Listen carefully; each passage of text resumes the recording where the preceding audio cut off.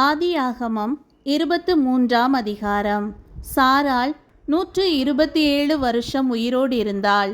இவ்வளவே சாராளுடைய வயது. கானான் தேசத்தில் உள்ள எபிரோன் என்னும் கீரியாத் அர்பாவிலே சாராள் மரித்தாள். அப்பொழுது ஆபிரகாம் வந்து சாராளுக்காக புலம்பி அழுதான். பின்பு ஆபிரகாம் பிரேதம் இருந்த இடத்திலிருந்து எழுந்து போய் ஏத்தின் புத்திரரோடே பேசி, நான் உங்களிடத்தில் அந்நியனும் பரதேசியுமாயிருக்கிறேன். என்னிடத்தில் இருக்கிற இந்த பிரேதம் என் கண்முன் இராதபடிக்கு நான் அதை அடக்கம் பண்ணுவதற்கு உங்களிடத்தில் எனக்கு சொந்தமாக ஒரு கல்லறை பூமியை தர வேண்டும் என்றான்.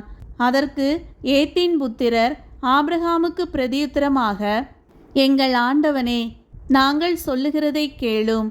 எங்களுக்குள்ளே நீர் மகா பிரபு. எங்கள் கல்லறைகளில் முக்கியமானதிலே பிரேதத்தை அடக்கம் பண்ணும். நீர் பிரேதத்தை அடக்கம் பண்ண எங்களில் ஒருவனும் தன் கல்லறையை உமக்கு தடை செய்வதில்லை என்றார்கள். அப்பொழுது ஆபிரகாம் எழுந்திருந்து ஏத்தின் புத்திரராகிய அத்தேசத்தாருக்கு வந்தனம் செய்து அவர்களோடே பேசி, என்னிடத்தில் இருக்கிற பிரேதம் என் கண்முன் இராதபடிக்கு நான் அதை அடக்கம் பண்ண உங்களுக்கு சம்மதியானால், நீங்கள் என் வார்த்தையை கேட்டு சோகாருடைய குமாரனாகிய எப்பெரோன் தன் நிலத்தின் கடைசியிலே இருக்கிற மக்பேலா என்னப்பட்ட குகையை எனக்கு சொந்தமான கல்லறை பூமியாய் இருக்கும்படி தர வேண்டும் என்று அவரிடத்தில் எனக்காக வேண்டிக் கொள்ளுங்கள். அது பெருமான விலைக்கு அவர் அதை தருவாராக என்றான். எப்பெரோன் ஏத்தின் புத்திரர் நடுவிலே உட்கார்ந்திருந்தான்.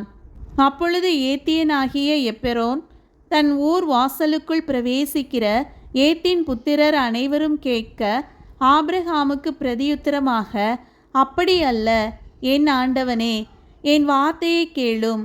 அந்த நிலத்தை உமக்கு தருகிறேன், அதில் இருக்கும் குகையையும் உமக்கு தருகிறேன். என் ஜனபுத்திரருடைய கண்களுக்கு முன்பாக அதை உமக்கு தருகிறேன். உம்மிடத்தில் இருக்கிற பிரேதத்தை அடக்கம் பண்ணும் என்றான். அப்பொழுது ஆபிரகாம் அத்தேசத்தாருக்கு வந்தனம் செய்து தேசத்து ஜனங்கள் கேட்க எப்பெரோனை நோக்கி, கொடுக்க உமக்கு மனதானால் என் வார்த்தையை கேளும். நிலத்தின் விலையை தருகிறேன், என் கையில் அதை வாங்கி கொள்ளும். அப்பொழுது என்னிடத்தில் இருக்கிற பிரேதத்தை அவ்விடத்தில் அடக்கம் பண்ணுவேன் என்றான். அதற்கு எப்பெரோன் ஆபிரகாமுக்கு பிரதியுத்தரமாக, என் ஆண்டவனே, நான் சொல்லுகிறதை கேளும். அந்த நிலம் 400 சேக்கல் நிறை வெள்ளி பெறும். எனக்கும் உமக்கும் அது எவ்வளவு காரியம்? நீர் உம்மிடத்தில் இருக்கிற பிரேதத்தை அடக்கம் பண்ணும் என்றான். அப்பொழுது ஆபிரகாம் எப்பெரோனின் சொல்லை கேட்டு ஏத்தின் புத்திரருக்கு முன்பாக எப்பெரோன் சொன்னபடியே வர்த்தகரிடத்தில் செல்லும்படியான 400 சேக்கல் நிறை வெள்ளியை அவனுக்கு நிறுத்து கொடுத்தான். இந்த பிரகாரம் மம்ரேக்கு எதிரே மக்பேலாவில் உள்ள எப்பெரோனுடைய நிலமாகிய அந்த பூமியும் அதிலுள்ள குகையும் நிலத்தின் எல்லையெங்கும் சூழ்ந்திருக்கிற மரங்கள் அடங்கலும் அவனுடைய ஊர் வாசலுக்குள் பிரவேசிக்கும் ஏத்தின் புத்திரர் எல்லாரும் அறிய ஆபிரகாமுக்கு சொந்தமாக உறுதிப்படுத்தப்பட்டது. அதற்கு பின் ஆபிரகாம் தன் மனைவியாகிய சாராளை கானான் தேசத்தில் எபிரோன் ஊர் பூமியான மம்ரேக்கு எதிரே இருக்கிற மக்பேலா என்னும் நிலத்தின் குகையிலே அடக்கம் பண்ணினான்.